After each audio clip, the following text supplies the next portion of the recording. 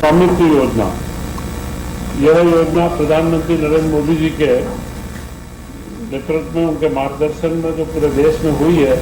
हमारे यहाँ पर भी स्वामित्व योजना में पूर्व में मंत्रिमंडल ने निर्णय लिया था कि जितने भी पट्टे बने हैं जिनको रजिस्ट्री करवाएंगे उनका स्टाम्प शुल्क नहीं लिया जाएगा, परंतु इसके बाद उपकर और पंचायत के अंदर जो अतिरिक्त शुल्क था उसका भी इसमें ये रखा गया कि स्वामित्व योजना का पट्टा पूर्णतः सरकार करवा करके आम आदमी को उपलब्ध करवाएगी, तो ये उपकर की बाध्यता को भी इसमें से छूट दी गई है। इसमें करीब करीब 48 लाख निजी स्तर के 68 लाख से अधिक अधिकार अभिलेखों का निर्माण है। तो ये जो निजी दिए जाएंगे इनमें कोई उपकर भी व अतिरिक्त शुल्क पंचायत क्षेत्र में नहीं लिया जाएगा।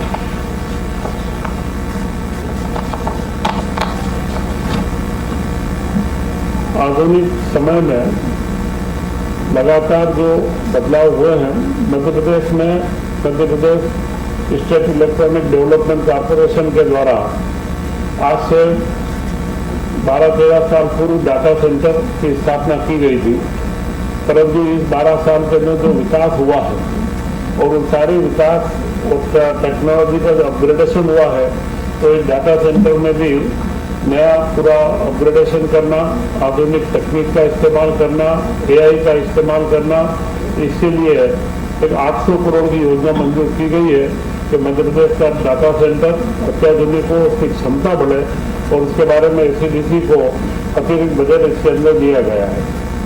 उसी के साथ में IT के संबंधित इलेक्ट्रॉनिक इक्विपमेंट के जो डिवाइस मैन्युफैक्चरर भी हैं, IT के भी जो पार्क लगते हैं छोटे बड़े, इन सब में अभी तक IT विभाग जमीन देता था, परंतु एक महत्वपूर्ण परिवर्तन ये किया गया है कि अब इनको इस तरीके के IT के जो भी उपकरण होंगे इन्हें औद्योगिक क्षेत्रों में भी जमीन उपलब्ध करवाई जाएगी और नियम जो मध्य प्रदेश की औद्योगिक नीति के नियम है उन नियमों के अनुसार इसके अंदर जमीन हम लोग उपलब्ध करवाएंगे। इससे IT सेंटर में बढ़ोतरी होगी। मुख्यमंत्री जी ने विशेष रूप से एक इसके अंदर संशोधन करवाया है कि हर जिलों के अंदर भी छोटे छोटे IT park plug and play वाले बनाए जाए, जिससे स्थानीय भी औद्योगिक क्षेत्र जो हम बनाते हैं परंतु IT के भवन नहीं होते, जो छोटी छोटी वर्क स्पेस चाहिए, तो उसके लिए भी निर्माण का प्रावधान इसके अंदर किया गया है। इसी के अंदर एक योजना विज्ञान प्रौद्योगिकी विभाग की जिसे निरंतरता दी गई है, वह उज्जैन के डोंगला स्थित आचार्य वराहमिहिर खगोली वेधशाला स्थापित की जा रही है।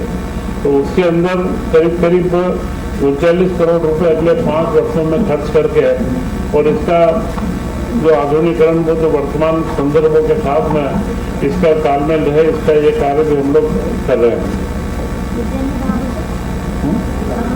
डोंगला, उज्जैन के पास में डोंगला जो खर्च रखा था मध्य पॉइंट है, और डोंगला में अभी वेधशाला बनी हुई है, उसका अपग्रेडेशन और जो आधुनिक तकनीक का कर रहे हैं, इसको 5 साल की निरंतरता है।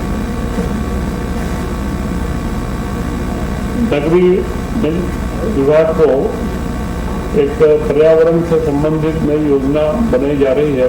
वह योजना है नमो हरित नगर योजना, जो हर नगर के अंदर नगर वन बनाने हैं पर्यावरण संतुलन के लिए।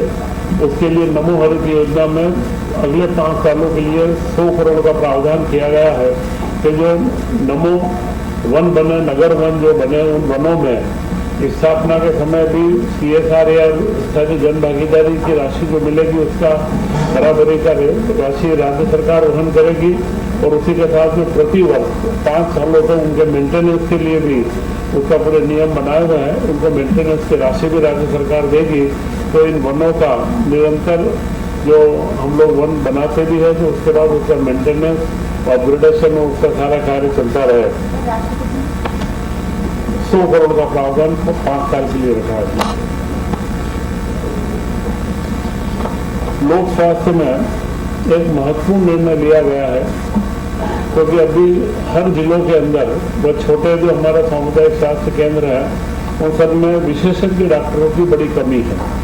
विशेषज्ञ डॉक्टर मिलते नहीं और करीब करीब लोक सेवा आयोग से पीएससी से जो हम एग्जामिनेशन भी करवा रहे हैं तो जो टर्न आउट रेशो है, एग्जाम तो काफ़ी लोग देते हैं परंतु जब उनका अपॉइंटमेंट होता है तो 34-35% के आसपास ही विशेषज्ञ डॉक्टर ज्वाइन करते हैं।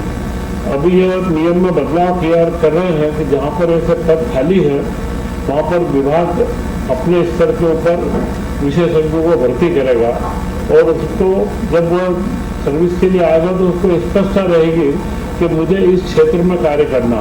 वो जो 2-4 जगह चिन्हित रहेगी, जो जिला है या जिले के आसपास के सामुदायिक स्वास्थ्य केंद्र है तो उनको यहाँ पर कार्य करना है। इससे उनका आकर्षण बढ़ेगा, परंतु यह सिर्फ 3 साल के लिए रहेगी। अगर वो ज्वाइन करते हैं तो 3 साल तक उनका ट्रांसफर नहीं किया जाएगा। इसके बाद वो सामान्य सरकारी जो नियम है उसके अनुसार उनको कार्य दिया जाएगा। तो विशेषज्ञों की कमी को पूर्ति करने के लिए यह एक महत्वपूर्ण नया प्रयोग किया गया जो 1 साल तक चलेगा। 1 साल में अगर ये सुविधा नहीं है, नॉर्मल रेगुलर जो सर्विस है उसी के अंदर अपॉइंट किया जाएगा। तो 3 साल ट्रांसफर नहीं किया जाएगा। उसके बाद वो सामान्य जो डॉक्टर्स जो हमारे रहते हैं उन्हीं के बराबर संपर्क रहेगा। ये से लोक सेवा आयोग से नहीं होते हुए विभाग अपनी कमेटी बना करके और उनको सीधी भर्ती करते। जितने खाली आते जाएंगे, अभी जितने पद खाली है जहाँ पे आवास पीएससी से नहीं भर पा रहे हैं उन सारे पदों के ऊपर नीति बना करके उसमें रखा विशेषज्ञों, सामान्य डॉक्टरों का नहीं, विशेषज्ञों, स्पेशलिस्ट। जैसे विभाग में तो एमडी हो, एमएस हो, यही लोग विशेषज्ञ उसी में आते हैं।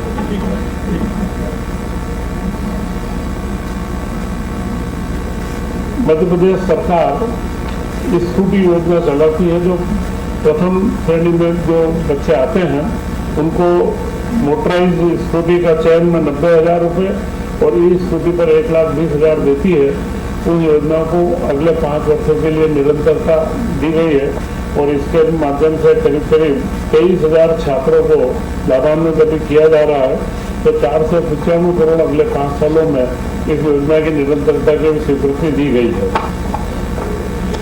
स्कूटी योजना, ई स्कूटी जो फर्स्ट क्लास बच्चे आते हैं नगर राशि 90,000 मोटराइज की और ई स्कूटी के 1,20,000 और 95 करोड़।